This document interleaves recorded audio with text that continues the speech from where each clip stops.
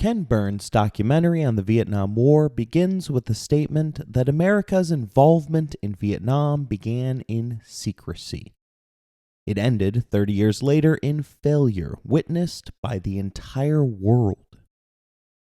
It was begun in good faith by decent people out of fateful misunderstandings, American overconfidence, and American Cold War miscalculation.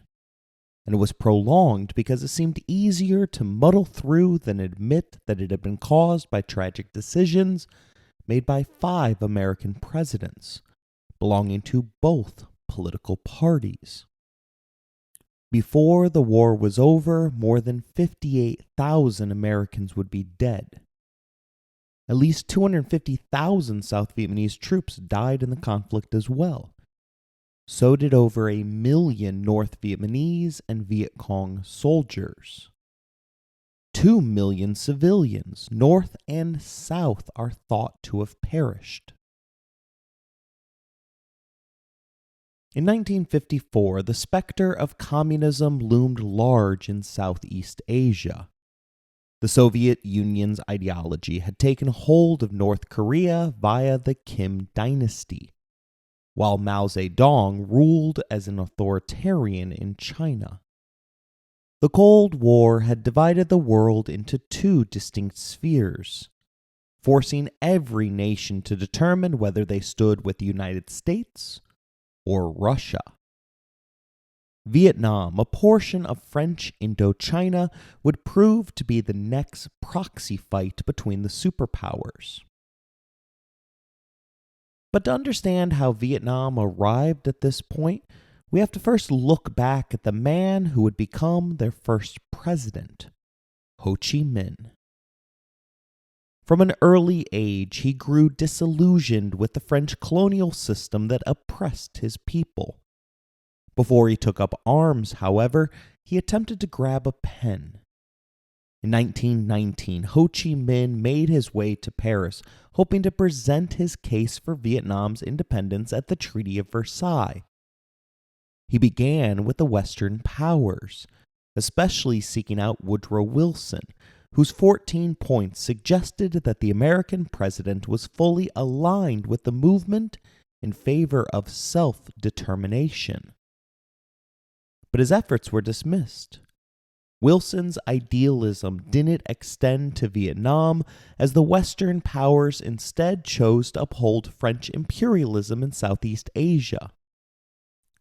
Rather than ruling with benevolence, the French ruled with cruel indifference, not even learning the language of those that they ruled. They elevated a group of French-speaking mandarins who were charged with forcing the Vietnamese people to build the French's canals and railroads for trade. The result was the creation of an independent movement infused with intense nationalism. Rejected by the West, Ho Chi Minh turned instead to the Soviet Union and the global communist movement.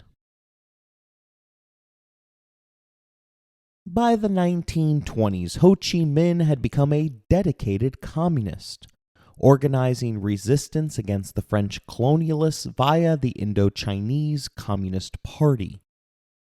When the Japanese occupied Vietnam during World War II, Ho Chi Minh saw an opportunity. He led the Viet Minh, a nationalist and communist guerrilla movement against both the French and Japanese forces occupying his country. The Japanese occupation of Vietnam was brutal, creating the conditions for Ho Chi Minh to rally the support of his people. After the Japanese retreated back to their islands, he declared independence, creating a constitution that aligned with Russian communist principles. His victory was short-lived, however, as the French reasserted their sovereignty across Southeast Asia at the behest of America, which funded their return, seeking to give France an easy win after their difficulties against the Nazis during World War II. Ho Chi Minh's guerrilla warfare, often involving hit-and-run attacks, kept the French forces off balance, with the North Vietnamese leader pointing out that If ever the tiger pauses, the elephant will impale him on his mighty tusks. But the tiger will not pause, and the elephant will die of exhaustion and a loss of blood.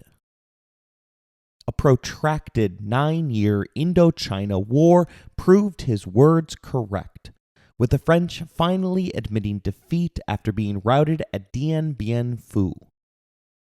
Their departure ended 67 years of French colonial rule in Vietnam.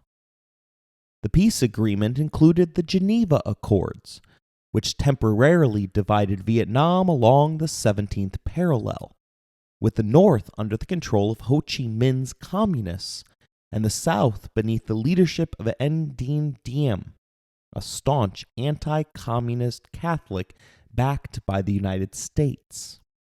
The Geneva Accord stipulated that free elections would be held by 1956 to reunify the country. But as the date approached, it became very clear that the North would dominate the elections. Diem, a Catholic, was deeply unpopular with the majority Buddhist Vietnamese population. His personal style, including Western suits and speaking French, alienated many in a country where traditional culture was deeply rooted in Confucianist and Buddhist ideals. Additionally, his regime was known for its brutality and corruption. He rigged the South Vietnamese elections in 1955, claiming that 98.9% of the country voted for him. After hearing the results, the American advisors pointed out that no one would believe that and suggested the more appropriate number of 70%. The United States had first gotten involved beneath President Truman, who sought to contain communism. Although sentiment will dramatically turn in 1968, it is critical to note that America entered this war with good intentions. As the victors in World War II, the United States had embraced the role of global superpower. We had built the New World Order, had an invincible army, and believed that we were exceptional. In short, we felt as though we were the good guys in the Cold War, a war that was framed as a battle for the soul of the planet. The Truman administration paid for most of the $1 billion that France spent in fighting Ho Chi Minh. Eisenhower took containment to another level via the domino theory, which claimed a nation shifting to communism would cause the next nation to fall, and so forth. We may look at that theory as ridiculous, but they believed it at the time. And it is impossible to say what would have happened if we had not gotten involved in the fight for Southeast Asia.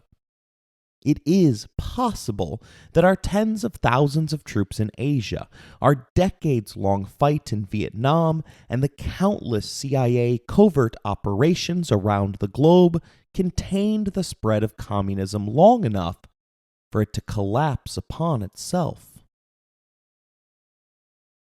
With this in mind, President Eisenhower supported the cancellation of the reunification elections, preventing South Vietnam from continuing the chain of dominoes.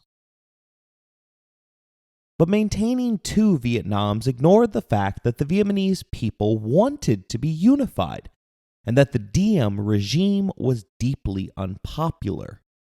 He cracked down on his political opposition and concentrated power in the hands of his family. One of the most iconic symbols of the growing discontent came in 1963, when Buddhist monks began committing self-immolation in protest of Diem's policies. These acts of self-sacrifice captured the world's attention, exposing the brutal reality of Diem's regime, which responded with a crackdown against the monks, rendering thousands of them out of the country. Despite these protests, the U.S. continued to support the Catholic Diem, seeing him as a bulwark against communism in the region. The canceling of the elections, however, resulted in portions of South Vietnam rebelling against their government. These South Vietnamese fighters were known as the Viet Cong.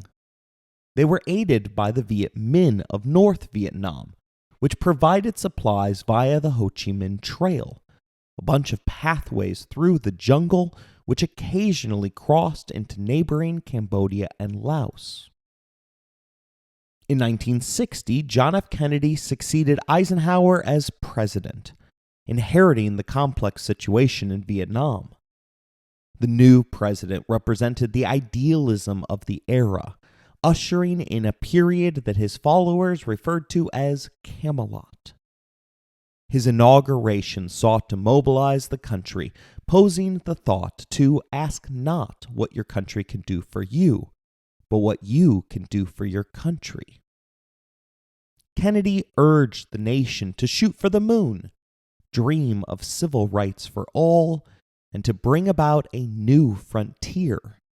His signature policy designed to expand the social safety net for the nation's most vulnerable. Kennedy was committed to the idea of containing communism, but he also believed in a flexible response, a strategy that emphasized non-nuclear options to prevent the spread of communism. This meant denying American involvement in the Bay of Pigs' attempted overthrow of the Castro regime, while risking direct confrontation during the Cuban Missile Crisis.